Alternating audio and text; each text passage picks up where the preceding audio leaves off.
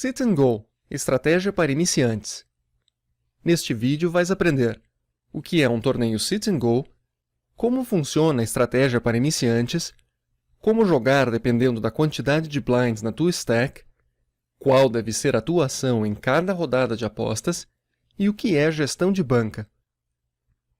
Um torneio Sit and Go é uma variante de poker Texas Hold'em. A premiação é constituída pelo pagamento de uma entrada de mesmo valor por todos os participantes. Quem perder todas as suas fichas deve deixar o torneio. O objetivo em um Sit and Go é o de ganhar todas as fichas de todos os adversários. Os últimos jogadores, tipicamente 2 ou 3, ganham o dinheiro da premiação. Como funciona essa estratégia? A jogada correta em um Sit and Go depende de quantas fichas tens em comparação com o valor das blinds. As blinds são as apostas forçadas que dois jogadores à esquerda do dealer têm que fazer ao início de cada mão. É por isso que ao início de cada mão deves comparar a tua chip stack com o valor da Big Blind. Primeiro passo. Tens muitas fichas, mais do que 12 Big Blinds. A ideia por trás desta estratégia é a de jogar poucas mãos com cartas muito fortes quando tens mais do que 12 Big Blinds. Quando as Big Blinds subirem de valor, deves mudar a estratégia.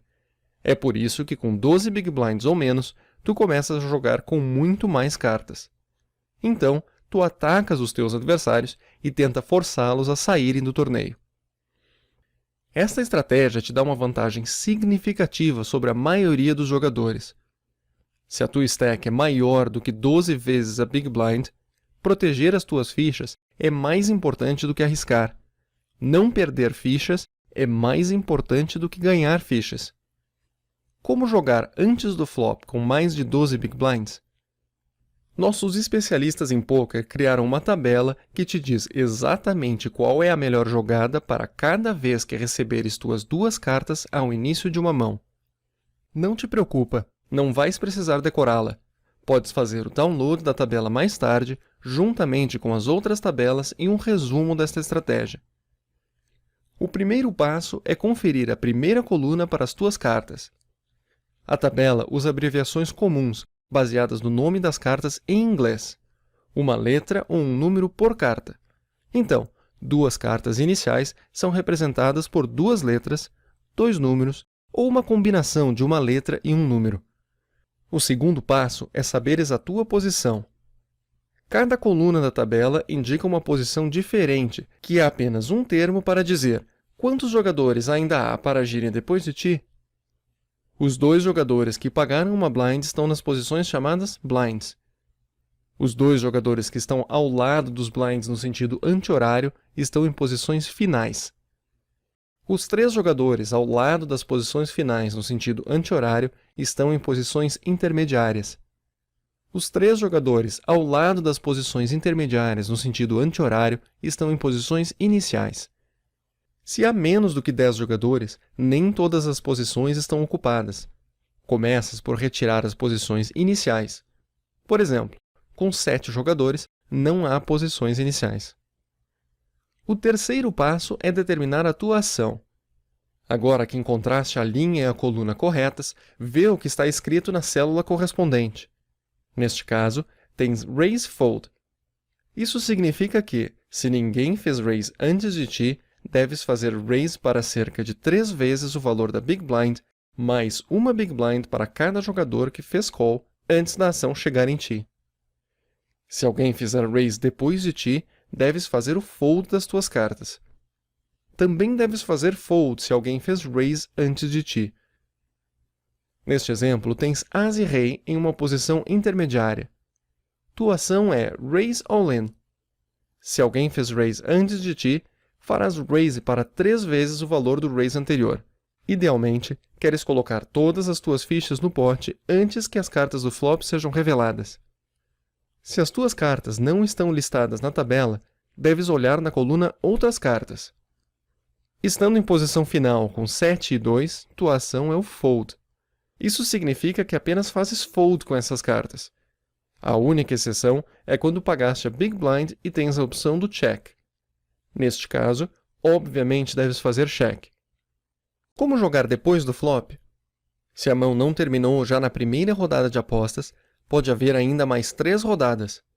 Uma vez mais, nossos especialistas em pôquer projetaram uma tabela que te ajudará com cada decisão. O primeiro passo é encontrar a tua mão de pôquer.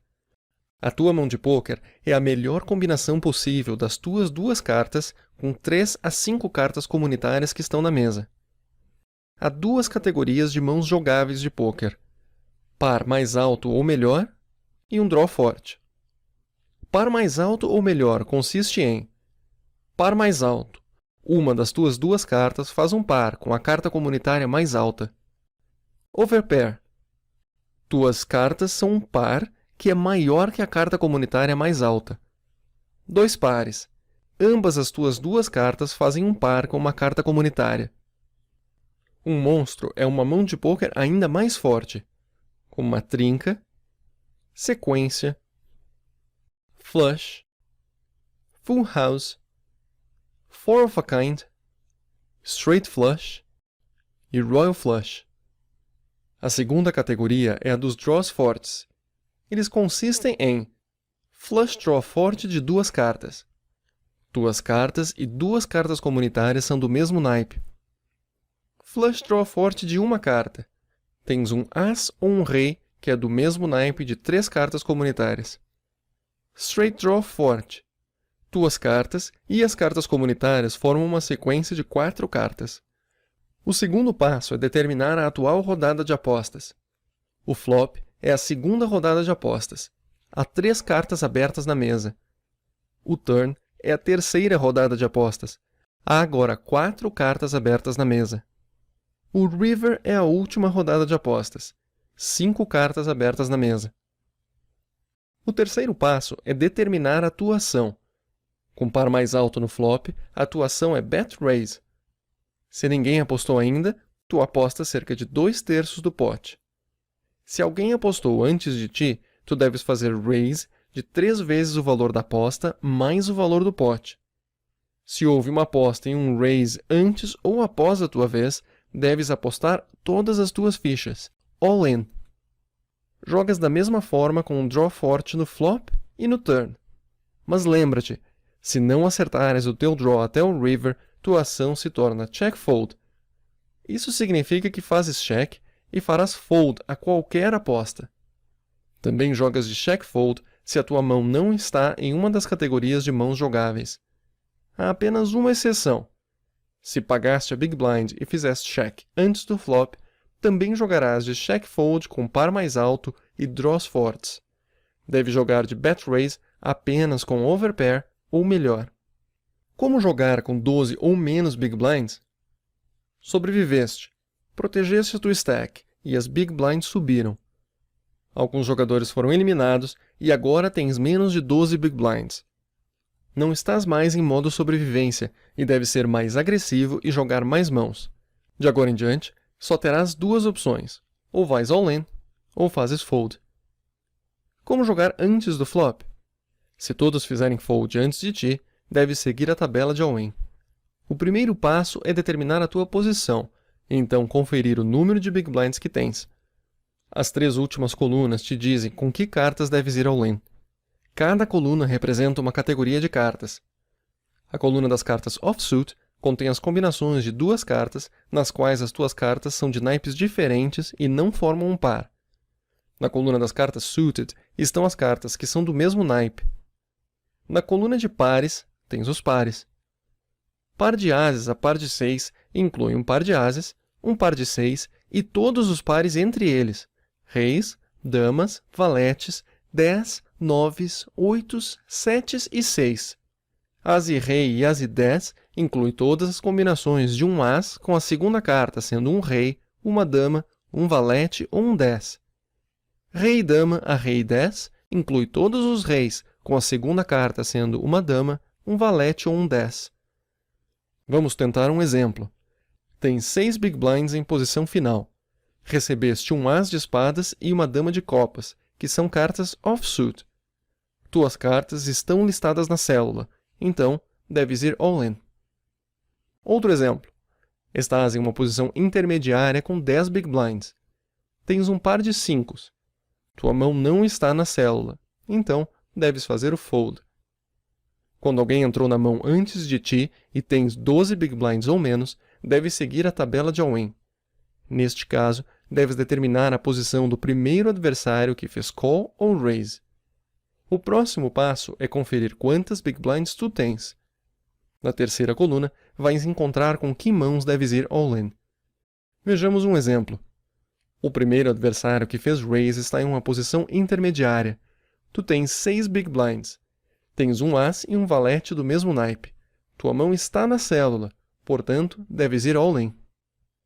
Quanto à exceção, quando tiveres 2 ou mais jogadores all-in antes de ti, deves ir all-in apenas com um par de ases, de reis, de damas, de valetes ou com as e rei. Fazes fold de todas as outras mãos. Como jogar depois do flop? A única situação na qual vês um flop sem estares all-in é quando pagaste a big blind e fizeste check antes do flop. Neste caso, jogas de bet raise, como viste antes, com par mais alto ou melhor e qualquer draw forte. Jogas de check fold com quaisquer outras cartas. Finalmente, vamos aprender um conceito mais avançado. Pode acontecer de teres mais do que 12 big blinds, mas todos depois de ti terem 12 big blinds ou menos. Normalmente, jogarias como aprendeste no início deste vídeo.